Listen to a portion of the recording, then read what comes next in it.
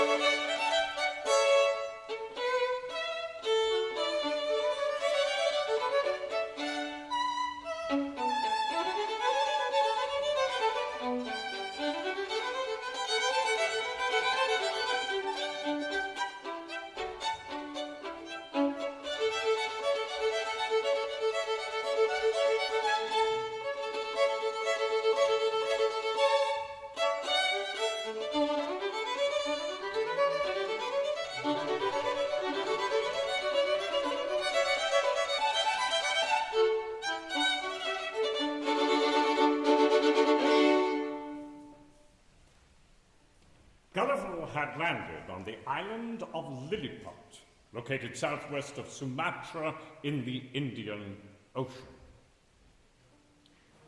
When I waked, it was just daylight. I attempted to rise, but found that I could not stir. For as I happened to lay on my back, I found my arms and legs were strongly fastened on either side to the ground. I felt something in time moving on my left leg.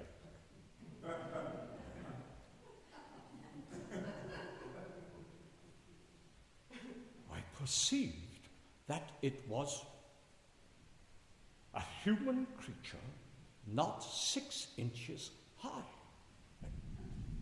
with a bow and arrow in his hands and a quiver on his back. In the meantime, I felt 40 more of the same kind. I was in a state of utmost astonishment and roared so loud that they all ran back in a fright. And some of them, as I was afterwards told, were hurt by the falls they got from leaping from my sides onto the ground. The emperor had a mind one day to entertain me with the rope dancers, who performed upon a slender white thread extended out about 2 foot and 12 inches from the ground. This diversion is only practiced by those persons who are candidates for great employment and high favor at court. They are trained in the art from youth and are not always of noble birth or liberal education. When a great office is vacant, either by death or disgrace, which often happens, 5 or 6 of these candidates petition the emperor to entertain his majesty with the dance upon the rope, and whoever jumps the highest without falling succeeds in the office. These diversions are often attended with fatal accidents, whereof a great number are on record. I was assured that 2 or 3 years before my arrival, Flimnap, the present Prime Minister, would have infallibly broke his neck if one of the King's mistresses who accidentally lay on the ground in the vicinity had not weakened the force of his fall.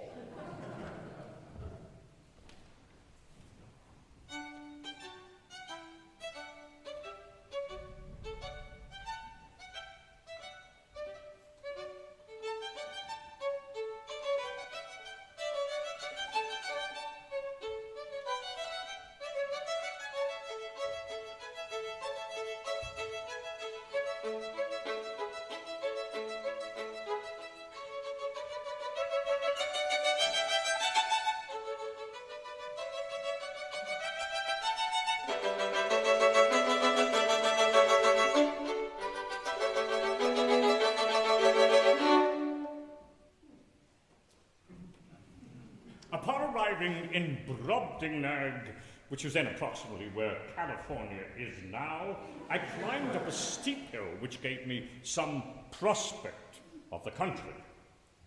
What first surprised me was the length of the grass, about 20 foot high. I was endeavouring to find some gap in this hedge when I discovered one of the inhabitants in the field next to me, advancing towards me. Yes, he appeared to be as tall as an average church steeple and took about 10 yards with every stride. I was overwhelmed with fear and astonishment and ran to hide in the corn, which was about 40 foot high, from whence I heard his voice, which certainly sounded to me like thunder. The king of Brobdingnag, who delighted in music, had frequent consorts at court. But the noise was so great that I could hardly distinguish the tunes. My practice was to be removed from the places where the performers sat as far as I could, shut all the doors and windows, draw the curtains, after which I found their music not too disagreeable. A fancy came into my head one day that I would entertain the king and the queen with an English tune upon the spinet. But this appeared extremely difficult, for the spinet was nearly 60 foot long, and each key being almost a foot wide, so that with my arms extended I could not reach above 5, and to press down one of the keys required a good smart stroke with my fist, which would be too great a labour and to no point. The method I contrived was this. I prepared 2 round sticks about the bigness of common cudgel. One end was thicker than the other, and around the thicker end I wrapped pieces of mouse's skin, so that by rapping with them I would neither damage the keys nor interrupt the sound. In front of the spinet, a bench was placed about 4 foot below the keys. I was put upon the bench. I ran sideways, this way and that, as fast as I could, banging the proper keys with my 2 sticks, and succeeded in playing a jig which delighted both of their majesties. But it was the most violent exercise I ever underwent, and yet I could not strike above 16 keys, and consequently played the bass and the treble together as other artists do, which was a great disadvantage to my performance.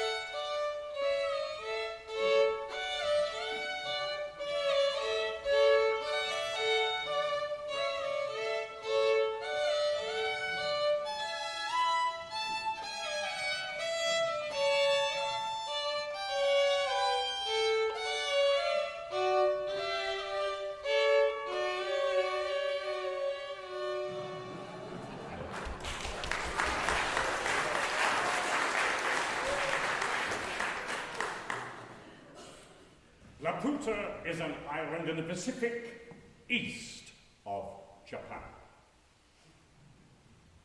The minds of these people are taken up with intense speculation. Their ideas are perpetually conversant in lines and figures. If they would, for example, praise the beauty of a woman, they would describe it in long circles, parallelograms, ellipses, and other geometrical terms. These people are under continual disquietude, never enjoying a minute's peace of mind. Their apprehensions arise from several changes they dread in the celestial bodies. For instance, that the earth, by the continual approaches of the sun towards it, must in the course of time be absorbed or swallowed up. That the face of the sun will by degrees be encrusted with its own effluvia and give no more light to the world. That the earth very narrowly escaped a brush from the tail of the last comet, which would have infallibly reduced it to ashes, and that the next, which they have calculated for 31 years hence, will probably destroy us. They are so perpetually alarmed with the apprehensions of these and the like impending disasters that they can neither sleep quietly in their beds nor have any relish for the common pleasures and amusements of life. When they meet an acquaintance in the morning, the first question is about the sun's health, how he looked at his setting and his rising, and what hopes they have to avoid the stroke of the approaching comet.